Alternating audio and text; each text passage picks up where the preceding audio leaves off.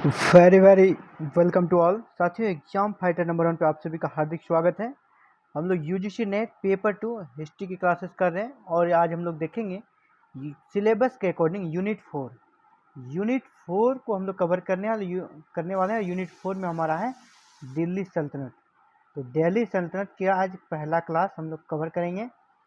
दिल्ली सल्तनत में कितने राजवंशों ने शासन किया, इसकी स्थापना कैसे हुई, इन सब सारी चीज़ों के बारे में डिस्कशन करेंगे और जो भी ऑब्जेक्टिव प्रश्न बन सकते हैं उन सारी चीज़ों का डिस्कस करेंगे।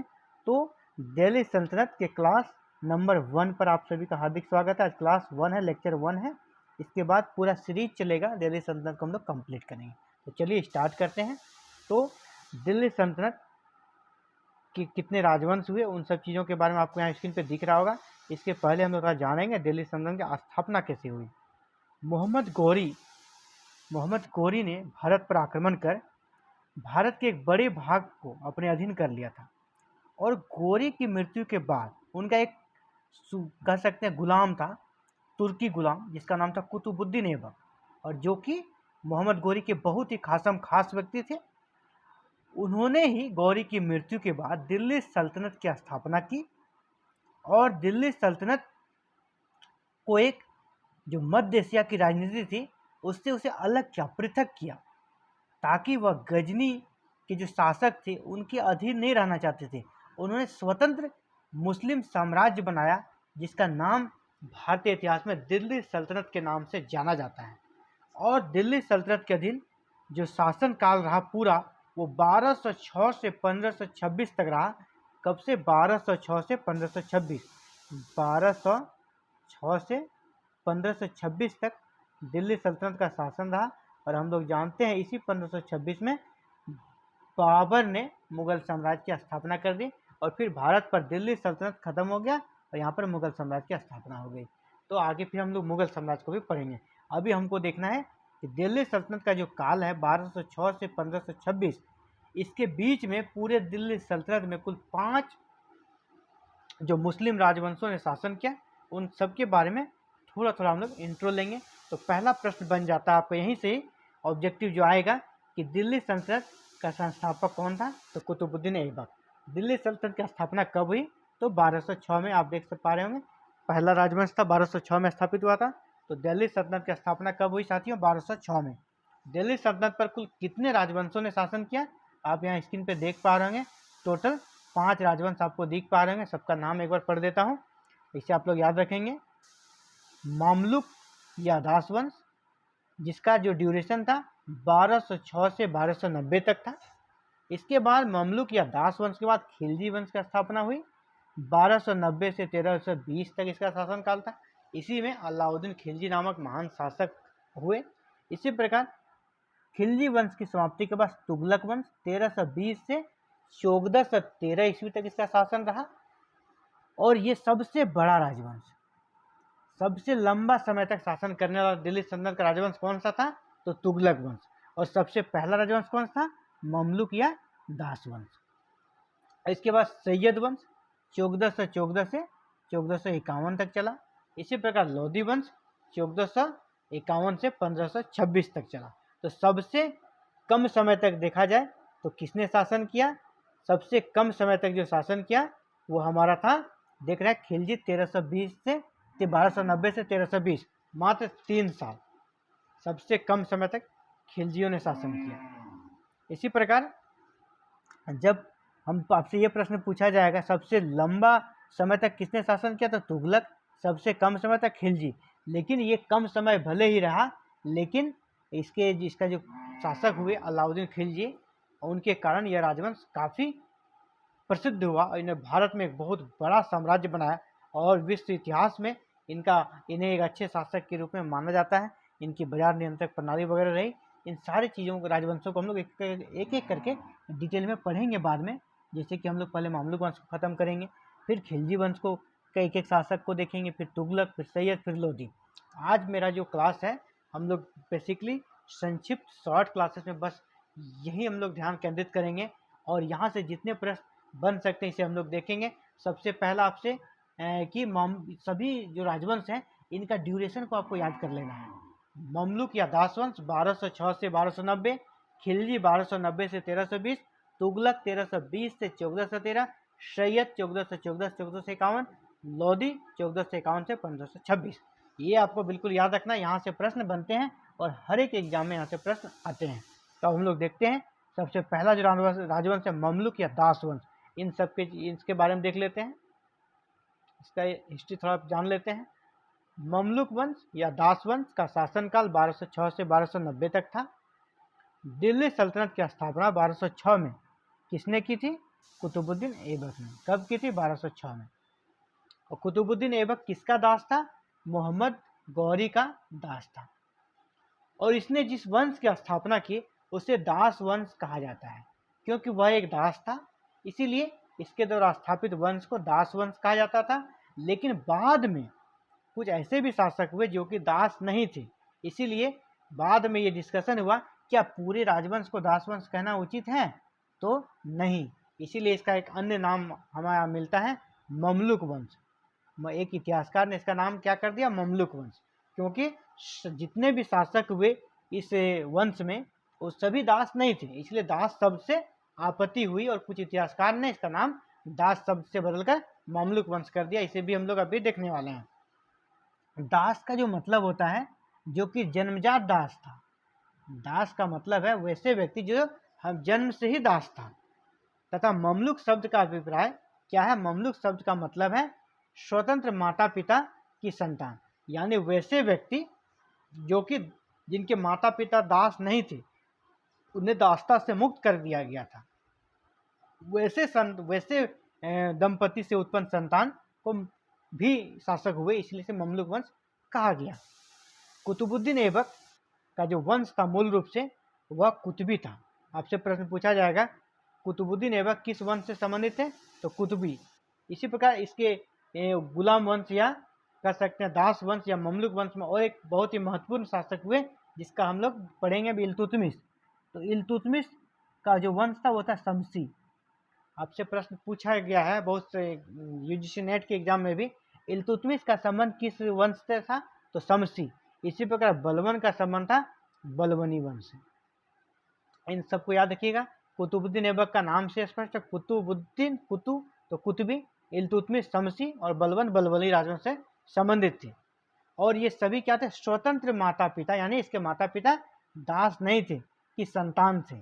और इसीलिए इसके इसी विरोधाभास को देखते हुए कि सभी तो दास नहीं थे, इसी विरोधाभास को देखते हुए इतिहासकार हैं, इतिहासकार के नाम को आप लोग याद रखिएगा, इतिहासकार हबीबुल्ला ने कहा, इतिहासकार हबीबुल्ला ने इन सुल्तानों को गुलाम वंश या दास वंश कहने के स्थान पर इन्होंने क्या कहना आरंभ कर दिया? ममलुक वंश। तो आपसे ये भी पूछा जा सकता है कि गुलाम वंश या दास वंश को ममलुक वंश के नाम से किस इतिहासकार ने सबसे पहली बार कहा? तो वो हबीबुल्ला थे। यहाँ से भी प्रश्न आते हैं और प्रश्न बन सकते हैं।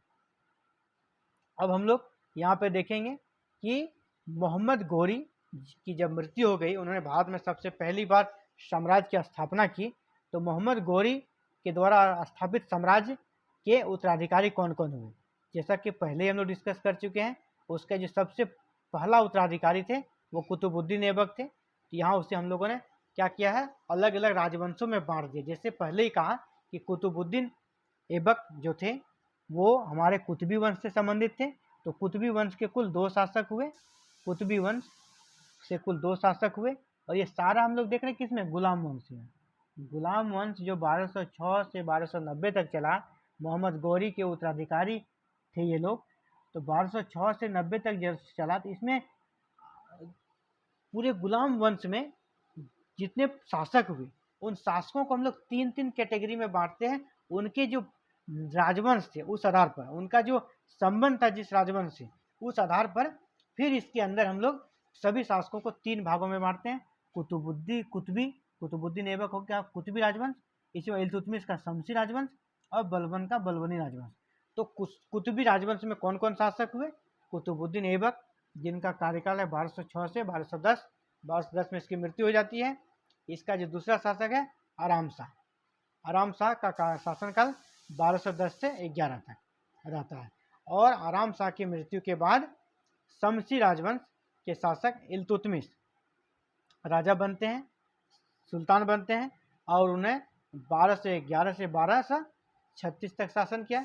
इल्तुतमिश के बारे में जान लें कि वो दिल्ली सल्तनत का स्वतंत्र कह सकते हैं कि दिल्ली सल्तनत को वास्तविक स्वतंत्र का जो स्टेटस है, पूरी तरह सोवरेन स्टेटस जो दिलाया वो इल्तुतमिश ने ही दिलाया था, क्योंकि इन्होंने वहाँ जो खलीफा थे मुस्लिमों के, उनसे उनने खिलवत प्राप्त कर ली और दिल्ली सल्तनत को कह सकते हैं वैधानिक राज्य बनाया।